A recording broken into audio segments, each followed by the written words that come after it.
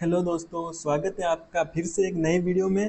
तो आज हम MDSU जो अजमेर कॉलेज है, MDSU, तो उसका जो पुराना पेपर है उसको सॉल्व करेंगे और पूरे के पूरे पेपर को सॉल्व करेंगे। तो आपको पहले मैं बता देता हूँ कि किस प्रकार का पेपर आया था।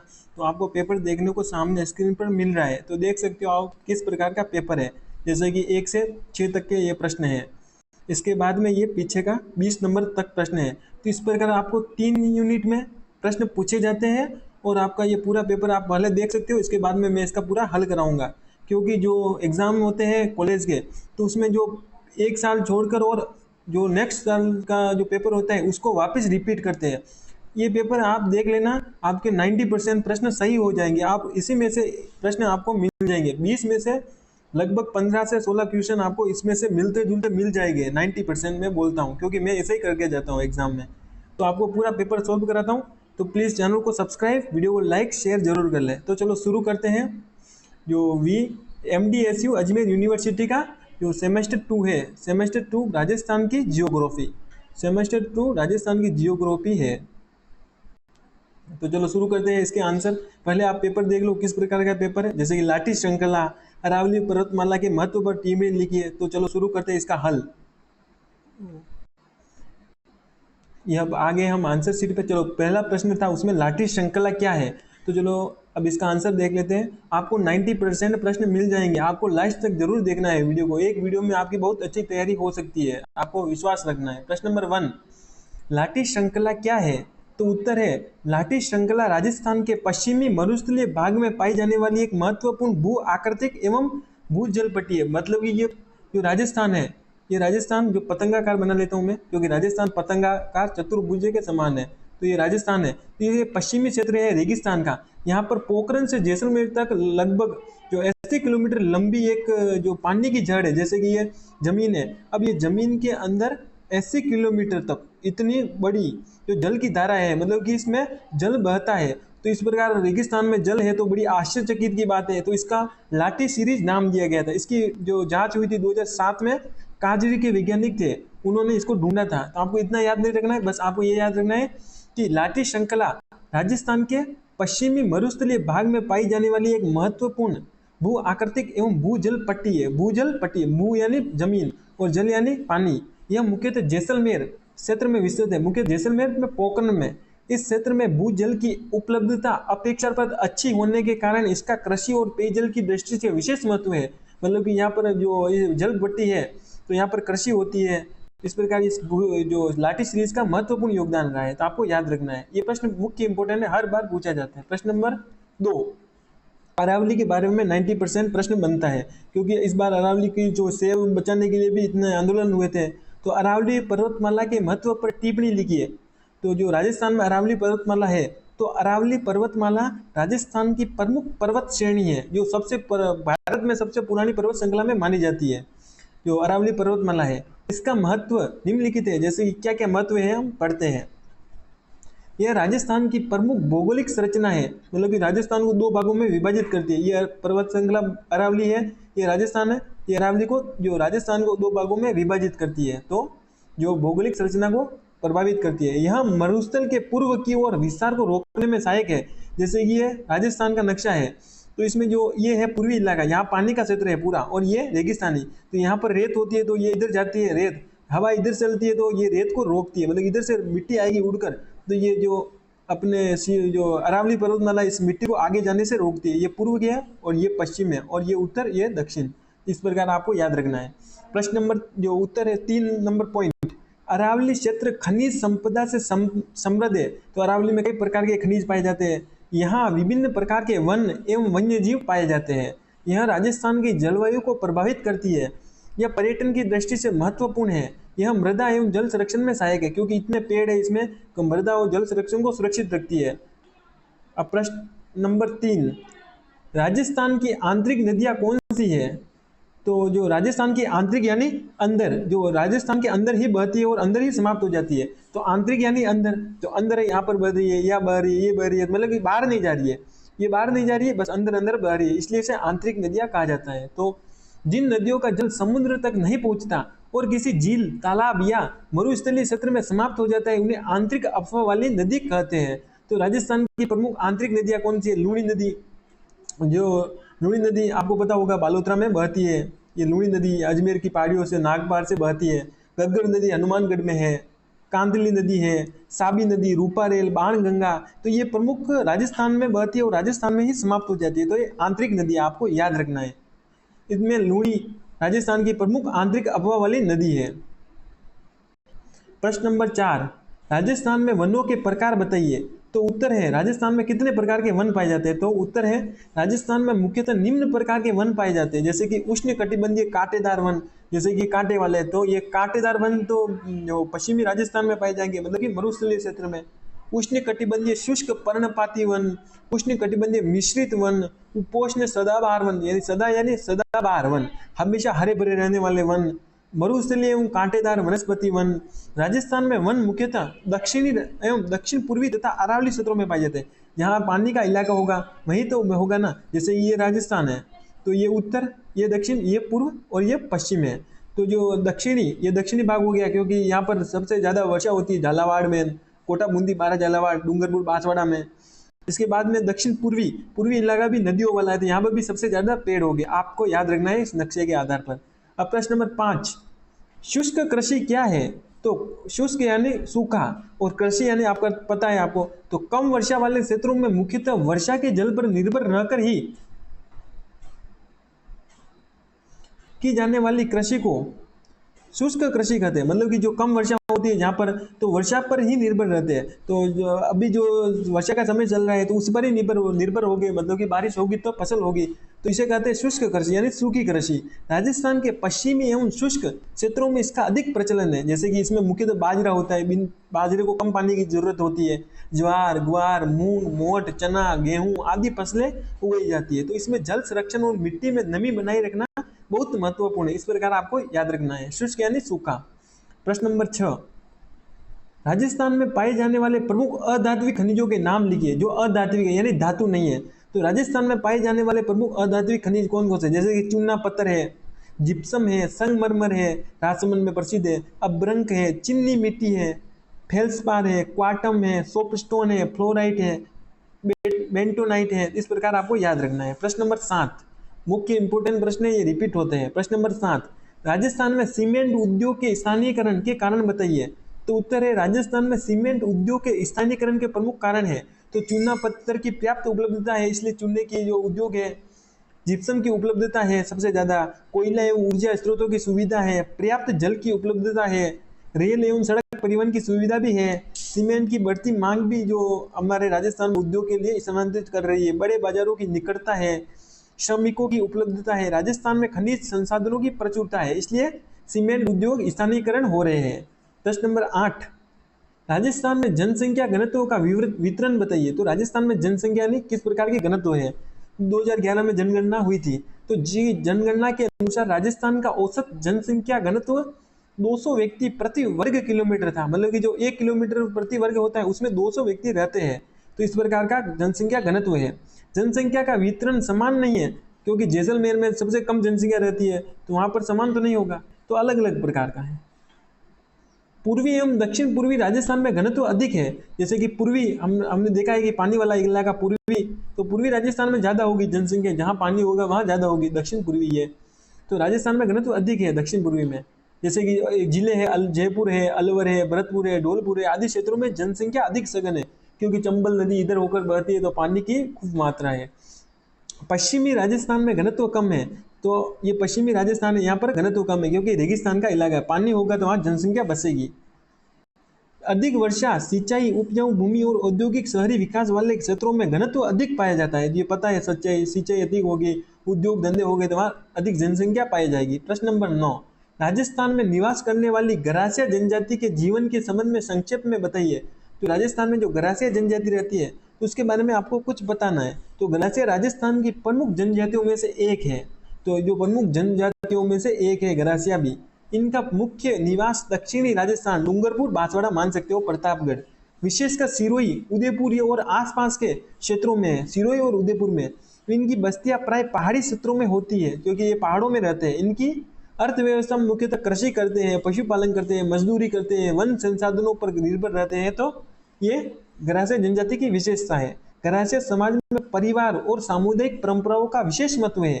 इनके प्रमुख त्योहारों और मेलों में स्थानीय लोकगीत, लोक नृत्य तथा पारंपरिक वेशभूषा देखने को मिलती है। तो आपको पता होगा कि जो गरासिया जनजाति के लोग होते हैं अपने त्योहारों पर अलग प्रकार के कपड़े पहनते हैं, तो इनकी वेशभूषा अलग होती है।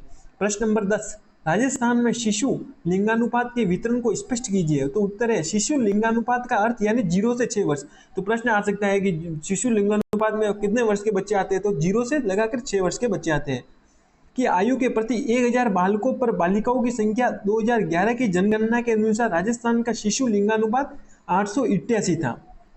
तो बालकों पर जो संख्या होती है लिंगानुपात की, तो 888। इसके वितरण में क्षेत्रीय असमानताएं पाई जाती है, क्योंकि जैसलमेर में कम होगा। आपको अच्छे तरीके से पता होगा राजस्थान में क्या है, जो सूखा क्षेत्र होता है वहाँ लोग कम बसते हैं, तो वहाँ पर घनत्व भी कम होगा, बच्चे भी कम होंगे। कुछ जिलों में जैसे कि बालिकाओं की संख्या अपेक्षाकृत अधिक तथा कुछ जिलों में कम रही है, जैसे कि 1000 बच्चे हैं जो बालक है, तो इसके ऊपर 888 बालिकाएं ही है। तो कि जो देख सकते हो आप लड़के लड़कियों की कितनी कमी है।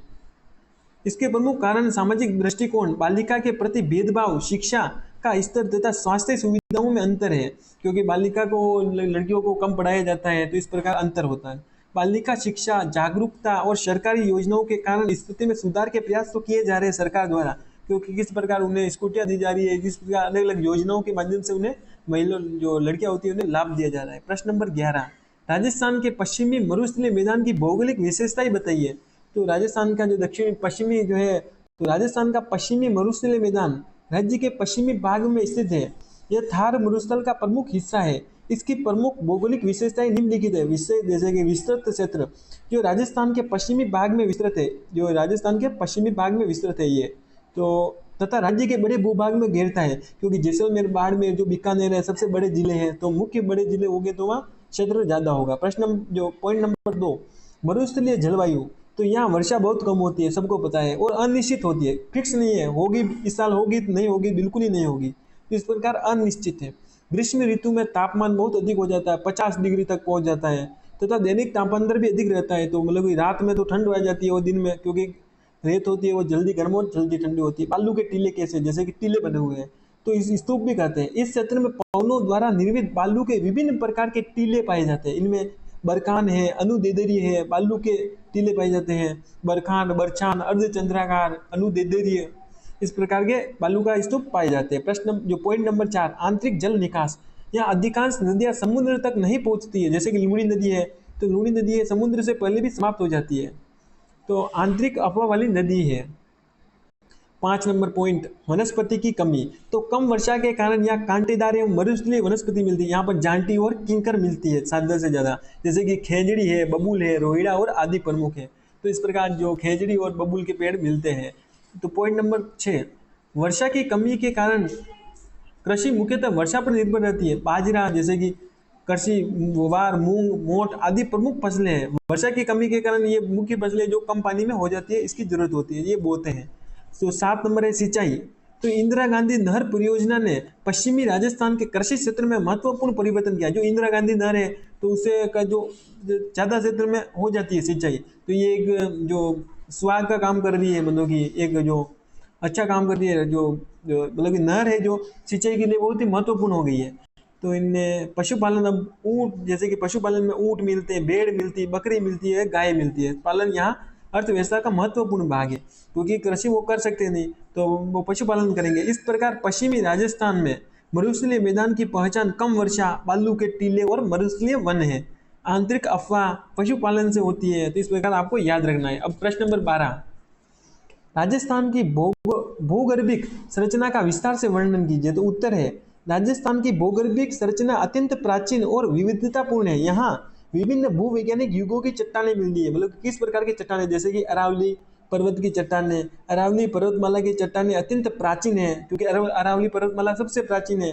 तो इनमें कायांतरित तथा अवसादित चट्टानें प्रमुख है। यहाँ संगमरमर, अभ्रंक, तांबा आदि खनिज पाए जाते हैं, क्योंकि अरावली में इतने खनिज है, इसी कारण उन्होंने जो सरकार ने उसे तोड़ने का आदेश दिया था, मतलब कि उसकी खुदाई करने का आदेश दे दिया था, लेकिन राजस्थान के युवा जो लोगों ने उसे खारिज करवा दिया। दिल्ली सुपर ग्रुप, जैसे कि अरावली क्षेत्र के कुछ भागों में दिल्ली क्रम की चट्टानें मिलती है, क्योंकि वहां पर राष्ट्रपति भवन बना हुआ है। इनमें क्वार्टजाइट, शिस्ट और अन्य कायांतरित चट्टानें शामिल है। अब विद्यन संरचना, तो दक्षिण पूर्वी राजस्थान में विद्यन चट्टानें मिलती है। जो दक्षिण पूर्वी राजस्थान है, दक्षिण और पूर्वी, यहाँ पर विंध्यन चट्टानें मिलती है, मतलब कि जो हिमालय की जो पहाड़ियाँ है उसमें उसका और अरावली का मिलन हो जाता है, तो उसे विंध्यन कहते हैं। इनमें बलुआ पत्थर मिलते हैं, चूना पत्थर और शेल प्रमुख है। अब दक्कन ट्रैप देखते हैं। राजस्थान के दक्षिणी भाग के कुछ क्षेत्रों में बेसाल्ट जैसी आग्नेय चट्टाने का प्रभाव मिलता है। तो आपको थोड़ा बहुत याद रखना है, आपको पूरा पेपर हो जाएगा। प्रश्न जो 5 नंबर पॉइंट है, मरुस्थलीय निक्षेप। पश्चिमी राजस्थान में नवीन जलोढ़ तथा पवन द्वारा जमा की गई रेत के निक्षेप पाए जाते हैं। इसी कारण यहाँ विस्तृत मरुस्थलीय मैदान बना है।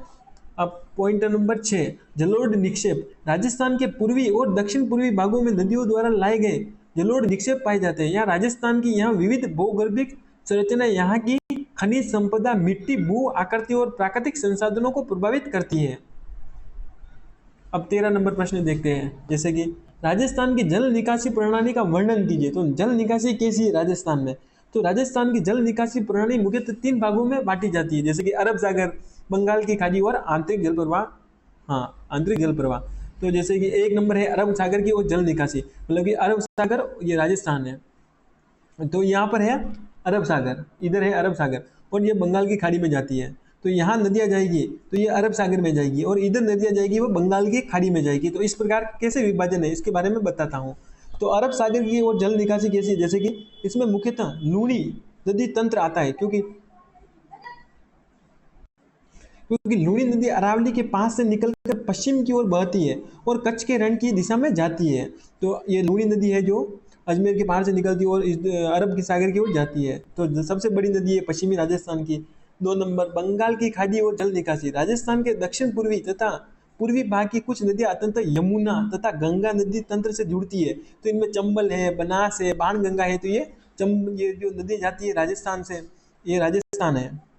ये नदियाँ जैसे कि राजसमंद से बनास नदी का उद्गम होता है, इधर से उधर, इधर ये यमुना नदी में मिल जाती है, तो फिर बाद में जाकर गंगा नदी में मिल जाती है यमुना नदी। इस प्रकार इसका, जैसे कि आंतरिक जल निकासी, तो पश्चिमी राजस्थान की अनेक नदियाँ समुद्र तक नहीं पहुँचती है, अनेक नदियाँ नहीं पहुँचती है, वे झीलों, दलदली क्षेत्रों अथवा मरुस्थल में समाप्त हो जाती है। तो गगर है, कांतली है, साबी है, रूपारेल है आदि अंदर ही समाप्त हो जाती है। जैसे कि और प्रमुख नदियां हैं, जब चंबल नदी, बनास नदी, लूणी, माही, बाणगंगा, गग्गर, कांतली राजस्थान की प्रमुख नदियां हैं। अब प्रश्न नंबर 14, राजस्थान के जलवायु वर्गीकरण को विस्तार से समझाइए। तो उत्तर है, राजस्थान की जलवायु मुख्यतः उष्ण एवं शुष्क है, जैसे कि, लेकिन वर्षा और तापमान में क्षेत्रीय अंतर के कारण अलग अलग जलवायु प्रदेश पाए जाते हैं। जैसे कि अत्यंत शुष्क क्षेत्र, यहाँ बिल्कुल बारिश नहीं होती। अत्यंत यानी शुष्क यानी आपको याद रखना है सूखा, और अत्यंत यानी ज्यादा, यह पश्चिमी राजस्थान में पाया जाता है। यहाँ वर्षा बहुत कम होती है तथा तापमान अधिक रहता है, जैसे कि जैसलमेर है, बाड़मेर है आदि प्रमुख क्षेत्र है। अर्ध शुष्क यानी थोड़ा बहुत पानी होता है, वर्षा होती है, तो पश्चिमी मरुस्थल के आसपास के क्षेत्रों में पाया जाता है। यहाँ वर्षा अत्यंत शुष्क क्षेत्र की तुलना में अधिक होती है, जैसे कि यहाँ पर बिल्कुल नहीं हो रही थी, यहाँ पर थोड़ी हो जाती है। यहाँ पर 10% हो रही है तो यहाँ पर 30% मान सकते हो, इतना मतलब इतने से थोड़ा अर्ध शुष्क हो जाता है। तो उप आर्द्र, पूर्वी और दक्षिण पूर्वी, पूर्वी और दक्षिण पूर्वी राजस्थान के कुछ भागों में अपेक्षाकृत अधिक वर्षा होती है, जैसे कि ये राजस्थान है तो दक्षिण और पूर्वी में अधिक वर्षा होती है। तो यहाँ कृषि की परिस्थितियां बेहतर है, तो उप आर्द्र हो जाता है। अब आर्द्र क्षेत्र, जैसे कि दक्षिण पूर्वी राजस्थान के कुछ क्षेत्रों में वर्षा अपेक्षाकृत अधिक होती है, जैसे कि झालावाड़ आ सकता है, ये आगे तो दक्षिण हाड़ौती क्षेत्र आगे। यहाँ वनस्पति और कृषि की स्थिति भी अच्छी होती है। जलवायु को प्रभावित करने वाले प्रमुख कारक है अरावली पर्वतमाला, ये अरावली है, जैसे प्रभावित करती है, जैसे ये अरावली है। तो इधर से जो बारिश जो बंगाल की खाड़ी से जो जो पवनें आती है तो इधर जाती है, तो इधर से टकरा कर यहाँ बारिश कर देती है अरावली से, इधर नहीं जा पाती, इसलिए ये सूखा रह जाता है। मानसूनी पवनें हैं, समुद्र से दूरी है, क्योंकि बंगाल की खाड़ी से दूरी है, बंगाल की खाड़ी से 2900 किलोमीटर की दूरी है और अरब सागर से 400 किलोमीटर की दूरी है। ऊंचाई है, वर्षा का आसमान वितरण है, मरुस्थलीय क्षेत्र का विस्तार। प्रश्न नंबर 15, राजस्थान में गैर पारंपरिक ऊर्जा स्रोतों की स्थिति एवं संभावनाओं का वर्णन कीजिए। राजस्थान में गैर पारंपरिक अथवा नवीकरणीय ऊर्जा के विकास की अत्यंतिक संभावना है। इसमें मुख्य रूप से सौर ऊर्जा, पवन ऊर्जा, बायोमास और बायोगैस शामिल है। तो सौर ऊर्जा क्या है? राजस्थान में वर्ष भर पर्याप्त सूर्य प्रकाश मिलता है, क्योंकि सबसे ज्यादा गर्मी पड़ती है। पश्चिमी राजस्थान विशेष रूप से सौर ऊर्जा के लिए उपयुक्त है। जैसे कि जैसलमेर में सौर ऊर्जा के जो वो षड्यंत्र लगे हुए हैं, जोधपुर में है, बाड़मेर में है, आदि क्षेत्रों में सौर ऊर्जा की बड़ी संभावना है, क्योंकि वहां पर बारिश कम होती है और सूर्य ज्यादा निकलता है। पवन ऊर्जा, जैसे कि राजस्थान के कुछ क्षेत्रों में तेज और नियमित हवाएं चलती है। जैसलमेर, जोधपुर आदि क्षेत्रों में पवन ऊर्जा परियोजनाएं विकसित की गई है। जैसे कि बायोमास ऊर्जा, कृषि अवशेष, पशु अपशिष्ट, और जैसे कि बायोमास किसे कहते हैं, जैसे कि पशुओं की मृत्यु हो गई है तो उसकी भी गैस बना सकते हैं, कृषि की गैस बना सकते हैं, कृषि के जो अपशिष्ट होते हैं, अन्य जैविक पदार्थों से ऊर्जा प्राप्त की जा सकती है। अब बायोगैस, ग्रामीण क्षेत्रों में पशुओं के गोबर से बायोगैस तैयार की जाती है। जो प्राचीन समय में जो गैस के चूल्हे होते नहीं थे, तो एलपीजी गैस नहीं होती थी, तो गोबर से बायोगैस बनाई जाती थी। इससे खाना पकाने, अन्य घरेलू कार्यों के लिए ऊर्जा प्राप्त होती थी। अब संभावनाएं, राजस्थान में विशाल भूमि, अधिक सूर्य प्रकाश, पवन की उपलब्धता और कृषि पशुपालन के कारण नवीनीकरण ऊर्जा का भविष्य उज्जवल है। क्योंकि राजस्थान सबसे बड़ा है पूरे भारत में, पूरा सबसे बड़ा 3,42,239 वर्ग किलोमीटर में फैला है। तो इससे प्रदूषण कम करने और ऊर्जा की बढ़ती मांग पूरी करने में सहायक मिलेगी। अब प्रश्न नंबर 16, राजस्थान में सीमेंट उद्योग का विस्तार से विश्लेषण कीजिए। तो सीमेंट उद्योग किस प्रकार का है? तो राजस्थान भारत के प्रमुख सीमेंट उत्पादक राज्यों में से एक है। राज्य में सीमेंट उद्योग के विकास का मुख्य कारण यहाँ उच्च गुणवत्ता वाले चूना पत्थर के विशाल भंडार का होना है। प्रमुख कारण, चूना पत्थर की पर्याप्त उपलब्धता, जिप्सम की उपलब्धता, ऊर्जा एवं ईंधन की सुविधा, जल की उपलब्धता, जैसे कि जल की उपलब्धता है, रेल एवं सड़क परिवहन है, तो इस प्रकार इस कारण भी सीमेंट के सबसे उद्योग है। जैसे कि बाजार की सुविधा है, राजस्थान में श्रमिकों की उपलब्धता फुल है, निर्माण कार्यों में सीमेंट की बढ़ती मांग भी देख रहे हो आप। प्रमुख क्षेत्र है, जैसे कि राजस्थान में सीमेंट उद्योग मुख्यतः चित्तौड़गढ़ में है, बूंदी, कोटा, झालावाड़, नागौर, सवाई माधोपुर, मतलब कि लमसम पूरे राजस्थान में फैला हुआ है। झुंझुनू में है, पाली में है, राजसमंद में विकसित हुआ है।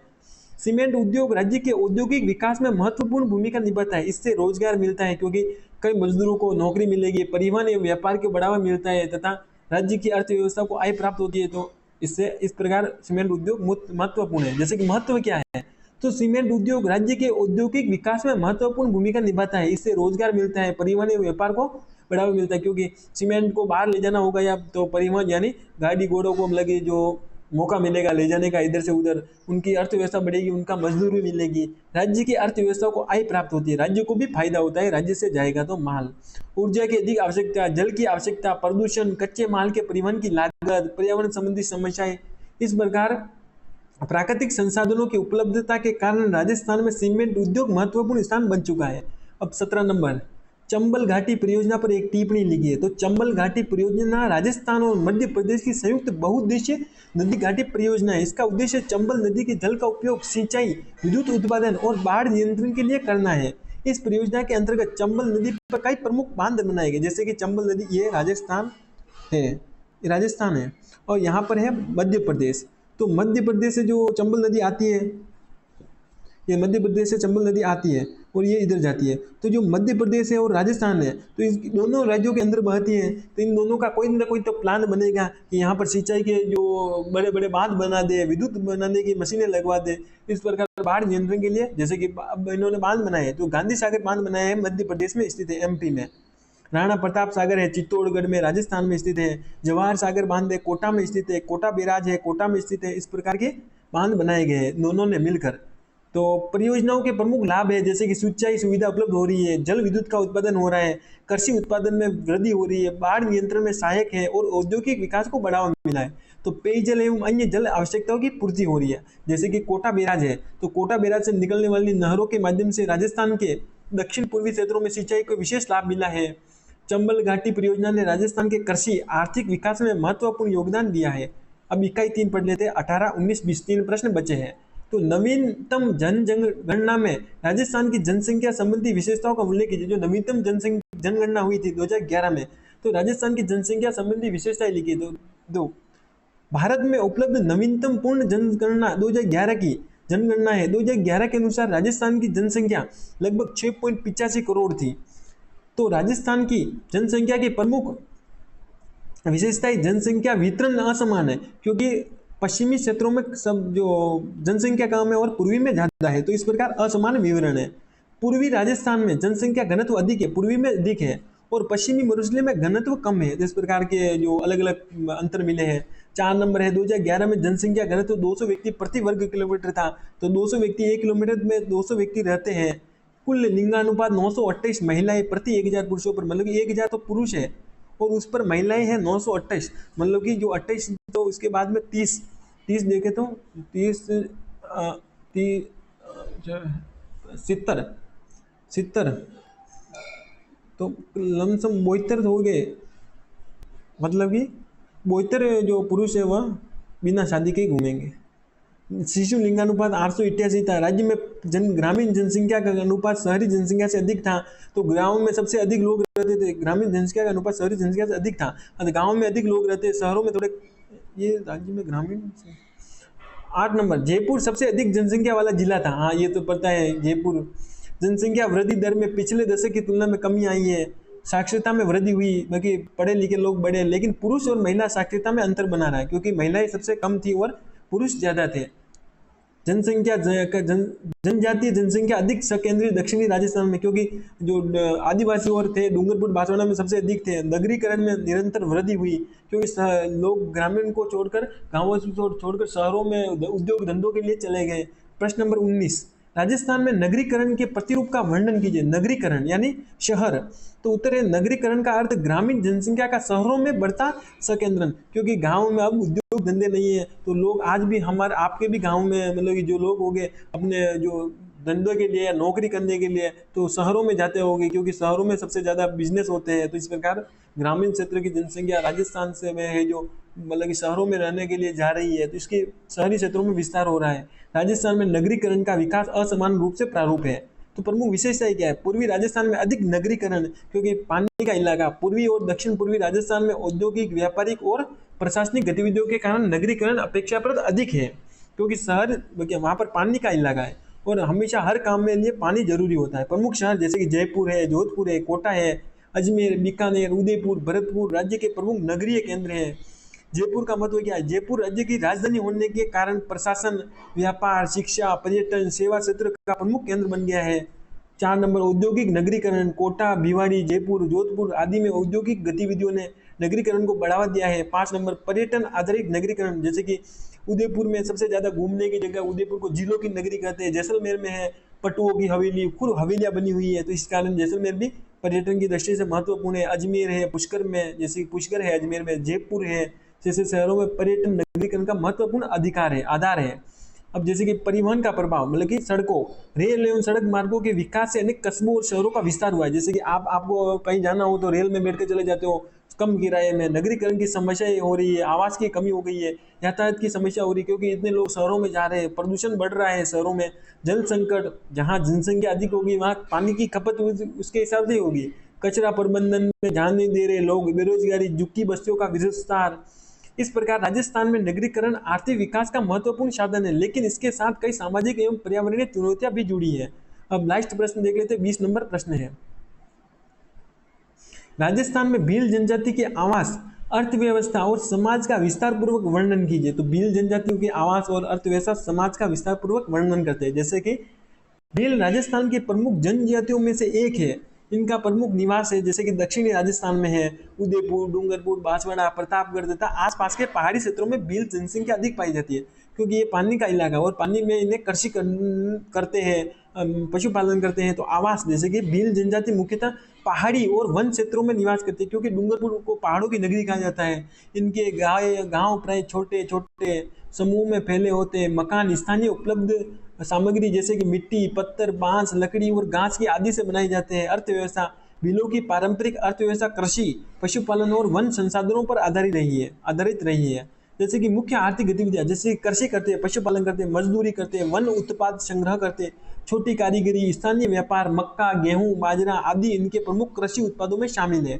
वन से लकड़ी, फल, गोंद, महुआ आदि के प्राप्त किए जाते हैं। इस कारण उधर ज्यादा पेड़ पौधे होते हैं तो इन्हें महुआ प्राप्त हो जाता है और ये अपना उद्योग धंधा चलाते हैं। सामाजिक जीवन, जैसे कि भील समाज में परिवार और समुदाय का विशेष महत्व है। इनके सामाजिक जीवन में परंपरा, रीति रिवाजों, लोकगीतों, लोक नृत्यों, त्योहारों की महत्वपूर्ण भूमिका है। इनमें विभिन्न सामाजिक समूह, स्थानीय नेतृत्व व्यवस्था पाई जाती है। विवाह एवं अन्य सामाजिक संस्कार पारंपरिक रीति रिवाजों के अनुसार संपन्न होते हैं। अब सांस्कृतिक जीवन कैसा है? तो भील समुदाय अपने पारंपरिक नृत्य, गीत, वेशभूषा, त्योहार के लिए प्रसिद्ध है। गौरी राजस्थान की भील समुदाय से जुड़ा प्रमुख लोकनाट्य एवं सांस्कृतिक आयोजन है, जो कि रक्षाबंधन के बाद 40 दिन तक चलता है। वर्तमान परिवर्तन जैसे कि शिक्षा, सड़क, संचार, सरकारी योजनाओं और रोजगार के अवसरों के विस्तार से भील समाज में परिवर्तन आया है। ये मतलब कि अपने जो सरकारी योजनाओं के कारण इन्हें लाभ मिला है, तो ये आज भी इनके अर्थव्यवस्था में कृषि और मजदूरी का महत्वपूर्ण स्थान रहा है। अब निष्कर्ष क्या निकला? तो भील राजस्थान की महत्वपूर्ण जनजातीय संस्कृति का प्रतिनिधित्व करते हैं। इनकी जीवन शैली प्राकृतिक पर्यावरण है, कृषि, वन संसाधनों और सामुदायिक परंपराओं से गहराई से जुड़ी हुई है। तो इस प्रकार ये पूरा पेपर आपका हल हो चुका है। आपको 90% प्रश्न इसमें से मिल जाएंगे। तो वीडियो अच्छा लगा हो तो चैनल को सब्सक्राइब जरूर करें, वीडियो को लाइक शेयर जरूर करें। मिलेंगे नेक्स्ट वीडियो में।